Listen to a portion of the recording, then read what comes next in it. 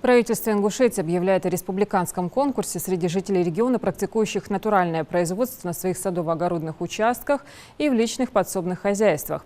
13 лучших получат грантовую поддержку. Идея проведения конкурса принадлежит главе региона Махмуду Али Калиматову, который считает развитие АПК одним из приоритетных направлений в деятельности властей. Документы можно подать через администрации районов, городов, сельских поселений. Конкурс пройдет в 2 этапа. На первом идет отбор претендентов на включение в шорт-лист. А уже на втором выявятся победители проекта. Итоги будут подведены 31 августа. Ознакомиться с полным описанием условий конкурса, составом комиссии, критериями оценки, а также заполнить анкету участника в электронном виде можно на сайте Минсельхоза и сайтах органов местного самоуправления. По поручению главы республики мы хотим возобновить вот это то желание, чтобы население занималось личным подводным хозяйством. Что из себя представляет этот конкурс? Конкурс проходит в 2 этапа.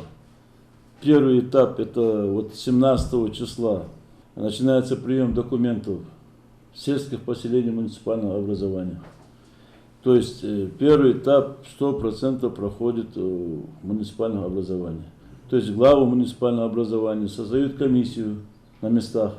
Они выбирают, после того, как население, изъявив желание участвовать в конкурсе, соответственно, подают документы в администрацию муниципального образования. Там комиссия, создана на местах, отбирает, принимает эти документы. Далее они проходят конкурсный отбор в районах. С 1 июля по 31 июля проводится оценка поданных документов, то есть фото-видеоматериал. Выезжает комиссия в частное владение, смотрит, что у них посеяно, какие огороды, как огород оформил, что у них там. И, соответственно, отбирают участников. Дальнейший второй этап, который проходит со 2 августа по 31 августа, этот этап проходит в Минсельхозе. Первое место — это 1 миллион рублей, второе место — 500 тысяч рублей и третье место — 300 тысяч рублей. Дальше, после общего количества победителей, 13 человек.